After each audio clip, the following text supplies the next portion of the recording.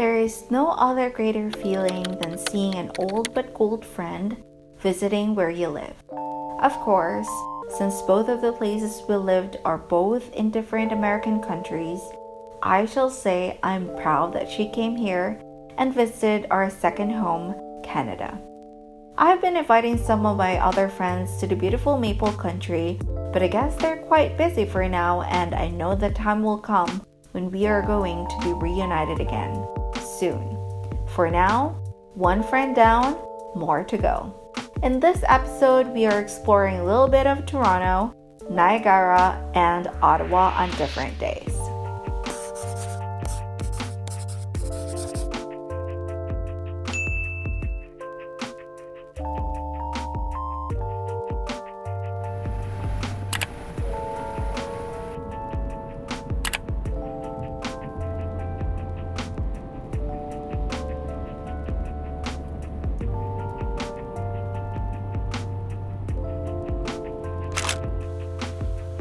On our first day, we went to the 360 dining restaurant in CN Tower as we are celebrating Kirill's birthday, and guess what? It's one of the fanciest restaurants we ever went to on this trip. According to its name, 360 dining restaurant, we were literally moving in circles and we saw the different sides of the city.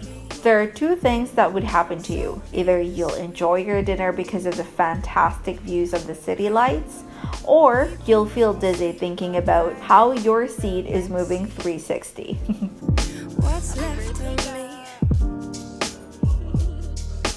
Drowning in what feels just like an ocean. Negativity is getting closer. Hard to keep the heat when it gets colder. You know, sometimes everything just gets hard. Sometimes everything just gets harder. Feeling like I'm missing some parts. Days just keep on getting much darker. Even when I'm down in the low, I remember what we were saying. Sometimes all you need is a spark. Maybe just a better kind of bitter. Lose gravity, I'm swimming. Pen? After that sumptuous and lovely dinner, we head back home and slept for a few hours before starting the road again the next day.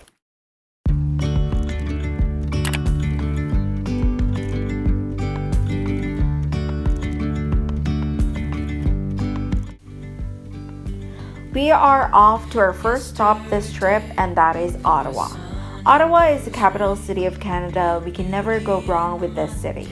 This city is full of historical events, and the first thing that a tourist should do is go have some brunch or breakfast at the famous Elgin Diner. Elgin Diner is 24 hours, but they are famous with their breakfast menus and, of course, their poutine. Sparkly shimmer on our skin, restoring everything within.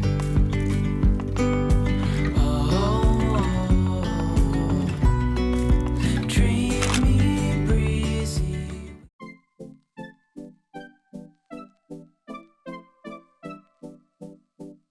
After feeding our bellies, we head out straight to the Parliament to see the beautiful vintage architecture. Is this what you want now? Feels like you're looking for something better. Before, there were lots of kids' shoes when we went there, but I think they removed them this time of the year. Parking isn't a concern here as there is public parking at the back side of the Parliament. At this time, some of the Parliament's buildings were under construction, so we just spent a couple of minutes there taking photos and videos and appreciating the view.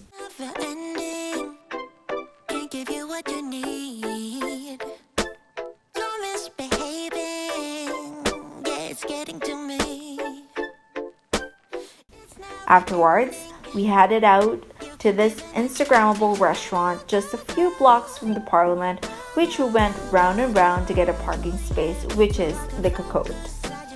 A different must, if you are driving around the city, please plan ahead where you are going to park as it gets very crowded and parking is very limited. Back to Cocotte, It is one of the most Instagrammable restaurants I've ever been to here in Ottawa. The details are very intricate and every detail is just stunning. Not just that, they have this huge floor-to-ceiling bookshelves and you can read books from there.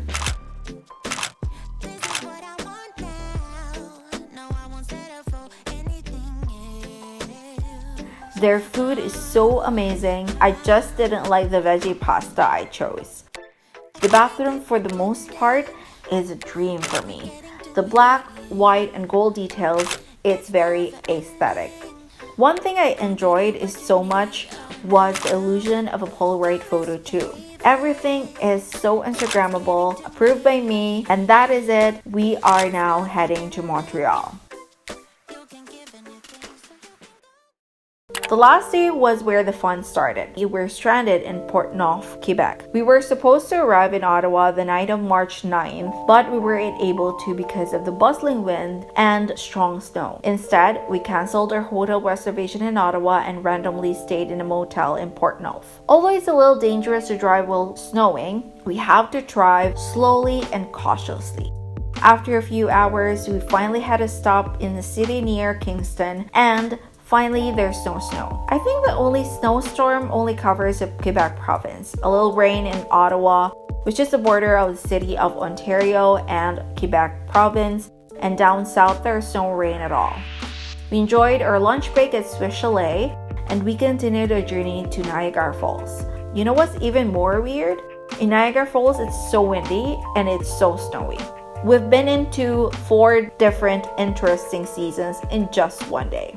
Finally, I saw Niagara again. After how many months, I can never get over this beautiful view, and it's my first time coming here during the winter.